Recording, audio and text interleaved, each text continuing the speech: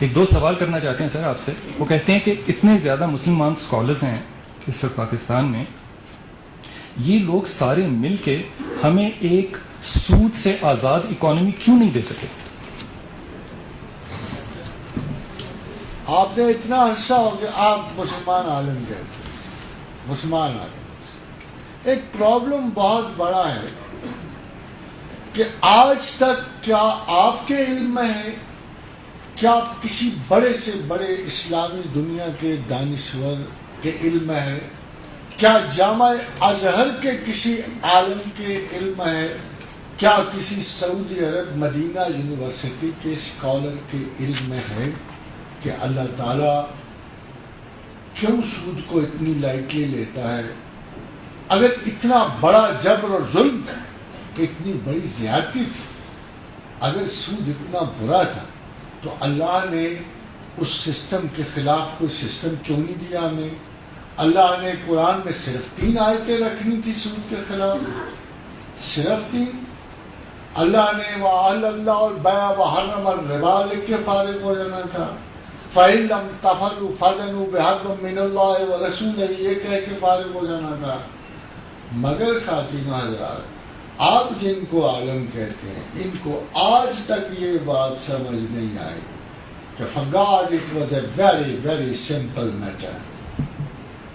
سود کا خاتمہ اسلامی سوسائٹی میں انتہائی آسان بات ہے.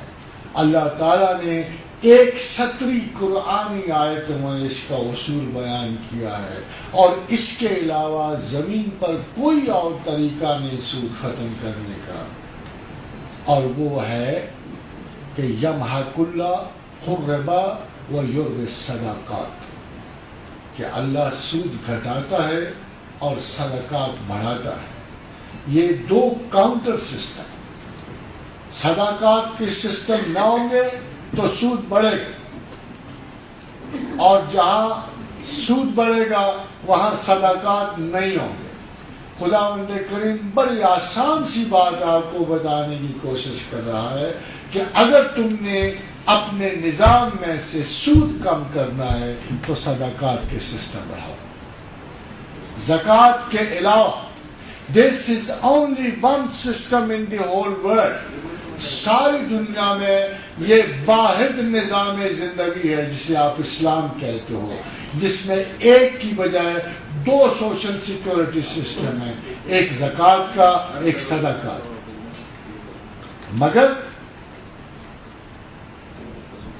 صنائع مغرب سے فارغ ہوں گے تو تب نا, قصائد امریکہ سے فارغ ہوں گے تو تب.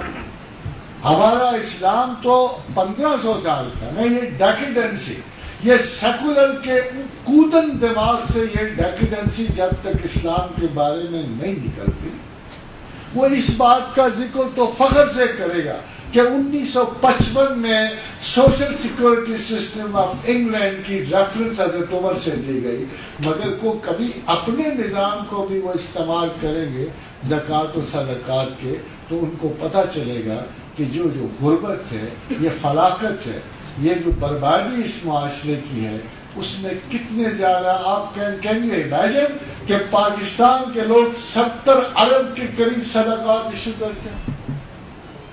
کہاں جائے, کہاں جائے؟ 70 ارب جو قوم 70 ارب کے قریب صدقات ایشو کرتی ہے, وہ کبھی مقروض رہ سکتی ہے؟ ان کا کوئی بندہ قرض میں رہ سکتا ہے؟ ان کا کوئی بندہ بغیر مکان کے رہ سکتا ہے, بغیر تعلیم کے رہ سکتا ہے؟ It is impossible. مگر اللہ یستہزئ بہم ویمدہم فی طغیانہم یعمہون. تم اللہ کا مذاق اڑاؤ, اللہ تمہارا مذاق اڑائے گا اور مزید تاریک تر اندھیروں میں تمہیں پھینک دے گا. اللہ تعالیٰ اس سے ہمیں پناہ میں رکھے, اور یہ احمق سیکولرسٹ ہماری فضا سے غائب ہوں, اور خداوند کریم کے مناسب. یہ اس سب سے بڑی بات میں لفظ احمق استعمال کر رہا ہوں کہ حماقتوں کا یہ عالم ہے کہ سیدھے سادے سے مسائل کے لیے بھی ان کی عقل مختصر اور چھوٹی ہے. یہ اپنی گائیڈنس کے لیے نہیں, अपनी गाइडेंस के लिए नहीं, रिमोट्स के लिए भी इनको बाहर जाना पड़ता है बेटा। अपनी अकल से तो गुजर चुके हैं, मगर ये रोबोज जो हैं, जो नए एम्पायर के रोबोज हैं, इनको अपनी जरा जरा सी गाइडेंस के लिए बाहर जाना पड़ता है। तो मैं अक्सर सोचता हूँ कि इस आलम में क्या ये कौम जो है कहतो रजाल की शिकार होगी? क्या कोई इंसान नहीं, कोई मर्द नहीं, कोई मुफक्किर नहीं, उल्टा जो अपने यहाँ तालीमी इदारे हैं ये सारे के सारे तालिब इल्म क्रिएट करके, लगता है कि उन्होंने अमेरिका और इंग्लैंड से ठेका लेकर लिया हुआ है कि हम बीकन हाउसेज में, फ्रॉबर्स में, फलां में हम आपके तालिब इल्म पढ़ाएंगे और इसके बाद ये जॉब के लिए आपके पास जाएंगे। इनका कोई वास्ता पाकिस्तान से नहीं है, क्योंकि इनकी मेंटालिटी 2-4 सालों में इतनी बदल जाती है, this poor dam country is not fit for that. Imran Khan बदली कैसे वापस आ